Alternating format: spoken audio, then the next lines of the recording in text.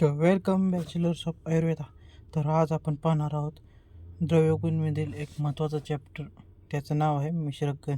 मिश्रकगणमध्ये काय आपणास पाठ करायचं आहे मेन म्हणजे की त्यात असणारे जे महत्त्वाचे घटक आहेत ते आपणास पाठ करायचे आहेत. बाकीचे थिअरी पोर्शन आहेत तो इझिली लक्षात राहतो, त्यामुळे त्यावर मी एक्सप्लेनेशन जास्त देत बसत नाही आहे. पण जो कंटेंट पोर्शन आहे तो मेन पॉईंट नावांचा लक्षात घेऊयात आपण. तो एका ट्रिक्सच्या स्वरूपात आपण समजून घेऊयात. तर प्रथम पाहूयात दशमुळे. दशमुळे म्हणजे काय असणार आहेत, तर त्यात बृहत पंचमुळे असणार आहेत आणि लघु पंचमुळे असणार आहेत. तर प्रथम पाहूयात बृहत पंचमुळे कशी ध्यानात ठेवायची. तर ते ध्यानात ठेवण्याची एक ट्रिक आहे, ती म्हणजे बृहत बेलू पाटील अग्नीवर बसून शोनाला घेऊन काश्मीरला गेला. तर ही एक ट्रिक आहे. तर आपण यामध्ये ट्रिकमध्येच आपण कशावर ट्रिक बनवली ते देखील आपण यामध्ये एक्सप्लेन केले आहे. जसे की बृहत या शब्दावरून आपल्या लक्षात येते की बृहत पंचमुळ्याची ही ट्रिक आहे. तर बेलू पाटील, बेलू म्हणजे काय असणार आहे, तर बेल किंवा बिलव. पाटील म्हणजे काय असणार, तर पाटला किंवा पाडळ. तसेच अग्नीवर बसून म्हणजे काय, तर अग्निमंथा. शोनाला घेऊन, शोना काय असणार, तर शोना त्यालाच आपण टेंटू असे पण म्हणू शकतो.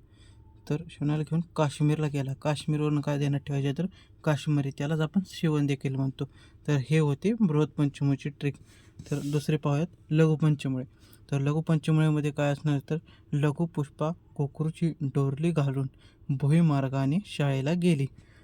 तर यामध्ये काय असणार, लघुवरून लक्षात येते की ही लघुपंचमुळीची ट्रिक आहे. तर लघु म्हणजे काय असणार, तर पुष्पावरून काय ध्यानात ठेवायचे आपणास, तर कृष्णपर्णी किंवा पिठवण म्हणू शकतो तिला. तर दुसरं असणार गोक्रू काय, तर गोक्रू त्यालाच आपण गोक्षूर देखील म्हणतो. तर गोक्रू तर डोरली शब्दावरून ॲज इट इज डोरली शब्द ध्यानात ठेवायचा आहे. डोरलीलाच बृहती देखील म्हणतात. घालून भुईमार्गावरून काय लक्षात ठेवायचं, तर भुईरिंगणी. नंतर भुईरिंगणीलाच आपण कंटकारी देखील म्हणू शकतो. तर ते पाचवा शब्द आहे शाळेला गेली. शाळेवरून काय ध्यानात ठेवायचे, तर शालपर्णी त्यालाच आपण सालवण देखील म्हणतो. तर ही होती लघुपंचमुळे. आता पाहूयात वल्ली पंचमुळसाठी ट्रिक जी असणार ती आहे ती मंजूस सारेवा वल्ली मेंढीवर बसून गुळ खाण्यासाठी विदारी गेल्या. तर मंजू म्हणजे काय असणार, तर यामध्ये मंजिष्ठा त्यालाच आपण रजनी देखील म्हणतो. तर दुसरा शब्द आहे सारेवा म्हणजे सारेवा ध्यानात ठेवायचे आहे. वल्लीवरून लक्षात ठेवू शकतो आपण की ही वल्ली पंचमुची ट्रिक आहे.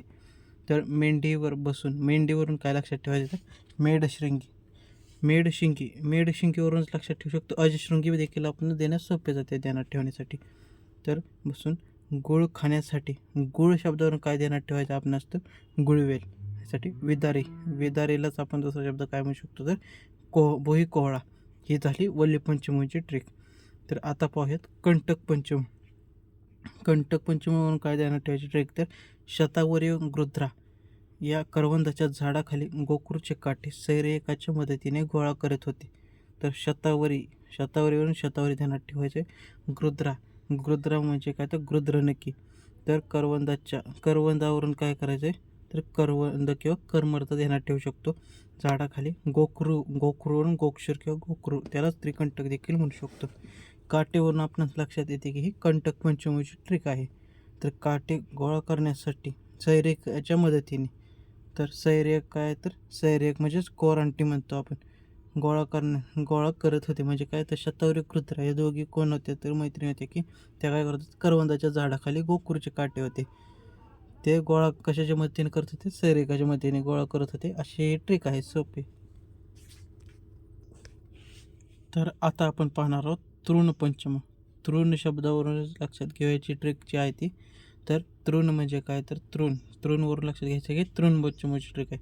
तृण काश दर्भ ने उस कृष के नल से पाणी ना चुराया होता. एक वाक्य आहे की एक तृणशी बोलत आहे की तृणला म्हणतोय की काश दर्भ ने उस कुश के नल से पाणी ना चुराया होता. म्हणजे की कुश नावाचा व्यक्ती आहे की त्याच्या नळाचे पाणी चोरले नसते, तर असे घडले नसते. एक असे वाक्य आहे जे हिंदीमध्ये ध्यानात ठेवण्यासाठी. तर आपण पाहू शकतो की तृणपंचमीची ट्रिक ही होती. तर तृणवरून तृणपंचमी ध्यानात ठेवू शकतो. काशवरून काय, तर काश ॲज इट इज शब्द ध्यानात ठेवू शकतो. दर्भ देखील ॲज इट इज शब्द ध्यानात ठेवू शकतो. ऊस म्हणजे आपलं ऊस, त्याला कांडेक्ष देखील आपण म्हणतो. कुशवरून बी ॲज इट इज शब्द ध्यानात ठेवायचा आहे, कुशच. नलवरून नलच आहे, त्याला शर देखील म्हणू शकतो. ही ॲज इट इज नावं ध्यानात ठेवण्यासाठी एक सोपी ट्रिक आहे. कोणती तर तरुणने काय केलं तर काश दर्द ने उस कुश के नल से पाणी ना चुराया होता, हे एक हिंदी वाक्य आहे. तर आता पाहूयात पंचवल्कल. पंचवल्कल काय आहे तर वडपाची म्हणत उंबर आणि पिंपळ पारिसला भेटा पिंपरीला गेले. एक फेमस वाक्य आहे की वडपाची शब्द. तर वडपाची असे म्हणत कोण गेले तर उंबर आणि पिंपळ काय करे, पारिस त्यांचा एक मित्र असेल, त्याला भेटायला कुठे गेलं तर पिंपरी नावाच्या एका गावी गेले असतील. तर वडपाची म्हणत वडवरून काय आपण तर न्यग्रोदिक म्हणू शकतो. पाचवरून काय लक्षात ठेवू शकतो तर पंचवल्कल. तर म्हणत उंबरवरून उदुंबर किंवा उंबरच म्हणू शकतो. आणि पिंपळून पिंपळच किंवा अश्वत्थ देखील त्यास आपण म्हणू शकतो.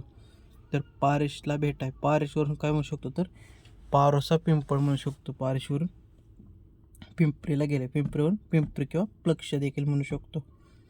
तर आता पाहूयात त्रिवल्कल. त्रिवल्कल काय असणार तर त्रिवल्कलवरून लक्षात ठेवायचं 3 पुतिका. 3वरून त्रिवल्कलची ठिकाणी ध्यानात ठेवायची आहे. पुतिका एकच शब्द ध्यानात ठेवायचे आहेत, त्यावरून आपण उर्वरित 2चे देखील लावू शकतो अंदाज.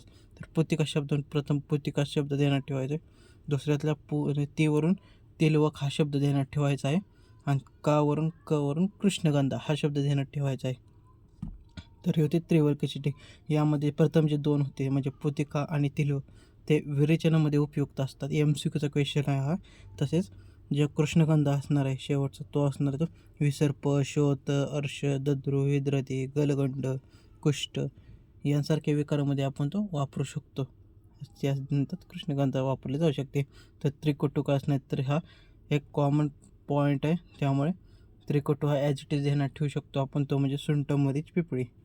तर हे होते आजचे मिश्र गणातील काही मेन टॉपिक.